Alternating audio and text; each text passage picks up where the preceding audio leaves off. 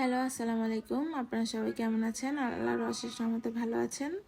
আমি আজকে কীভাবে ঘরোয়াভাবে সহজ উপায়ে বাচ্চাদের জন্য আমি বিরিয়ানি রান্না করি। অনেক সময় দেখা যায় যে বাসায় বিরিয়ানি প্যাকেট মশলা থাকে না, তাই আমি তখন ঝটপট উপায় কীভাবে বিরিয়ানি রান্না করি সেটাই আজকে দেখাবো। এই যে আমি একটু মুরগির মাংস নিয়ে নিলাম, যেহেতু আমি এক বেলার জন্যই রান্না করব অল্প করে। এই জন্য আমি অল্প একটু মাংস নিয়ে নিলাম। এই যে টক দই, মানে মাংসের মশলা, মাংসের ম্যারিনেশন করতে যা যা লাগে সব উপকরণে দিয়ে মেখে নিব একসাথে।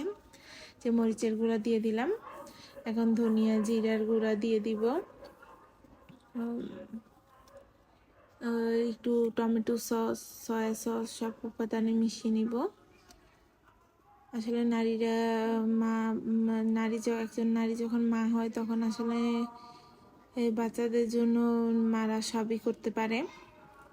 সহজ উপায়ে কিভাবে বাচ্চাদের মুখে হাসি ফোটানো যায় সেই ব্যবস্থা শুধু একমাত্র মারাই করতে পারে।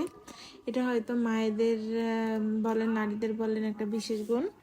এই যে দেখতে পাচ্ছেন একটু টমেটো সস, একটু সয়া সস দিয়ে দিয়েছি।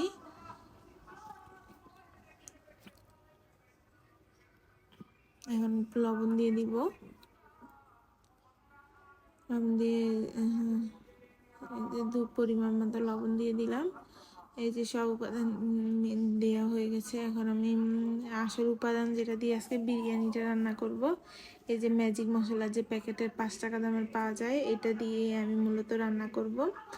এটা দিলে একদম হুবহু বিরিয়ানির টেস্ট পাওয়া যায়। আপনারাও রান্না করে দেখতে পারবেন, একদম বিরিয়ানির মতোই হয়। ফ্লেভারটাও সেরকম আসে। যে আমি শুরুতে পেঁয়াজ বেরেস্তা করে নিয়েছিলাম। এই যে এখন আমি ম্যারিনেট করা মাংসটা দিয়ে দিলাম। এখন ওই হাত ধোয়া একটু পানিও সাথে দিয়ে দিলাম। মুরব্বীরা বলে হাত ধোয়া পানি দিলে নাকি তরকারির টেস্টটা ভালো আসে, গ্রামের মুরব্বীদের কথা আর কি। এই যে রসুন বাটা দিতে ভুলে গিয়েছিলাম, এখন রসুন বাটাটা দিয়ে দিব। এই যে আমার ঘরোয়া সিম্পল রান্না, আমি যেভাবে রান্না করি আমি সেভাবেই আসলে নিয়ে আসি। হয়তো আমি নতুন, গুছিয়ে কথা বলতে পারছি না, সে ভুল ত্রুটি ক্ষমা সুন্দর দৃষ্টিতে দেখবেন। এই যে আমি এখন মুরগিটা কষানোর জন্য দিয়ে দিয়েছিলাম, আমি আর এক্সট্রা পানি দিইনি। আমি অল্প জালে মুরগিটা আস্তে আস্তে কষিয়ে নিয়েছি। এখন আমি পেঁয়াজটা, যেহেতু ফার্মের মুরগি এই জন্য পরবর্তীতে যখন আবার পানি দিব পোলাও চালের সাথে, তখন এমনিই সিদ্ধ হয়ে যাবে।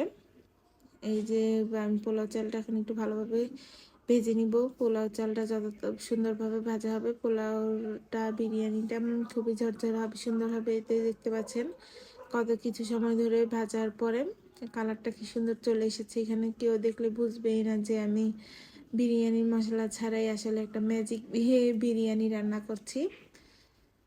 এই যে আমার বিরিয়ানিটা হয়ে গেছে। গরম পানি দিলে আসলে বিরিয়ানিটা, চালটা একটু ভেজে নিলে আর গরম পানি দিলে আসলে হতে সময় লাগে না। যে এখন আমি একটু নেড়ে চেড়ে দিচ্ছি, একটু সমানভাবে এখন নেড়ে চেড়ে দিয়ে এখন সমানভাবে ঢেকে দিব। এই যে এখন আমি বেড়ে নিলাম, বিরিয়ানিটা হয়ে গেছে, বাচ্চাদের দিয়ে দিব খেতে। যদি ভিডিওটি ভালো লাগে থাকে লাইক করবেন। আল্লাহ হাফেজ।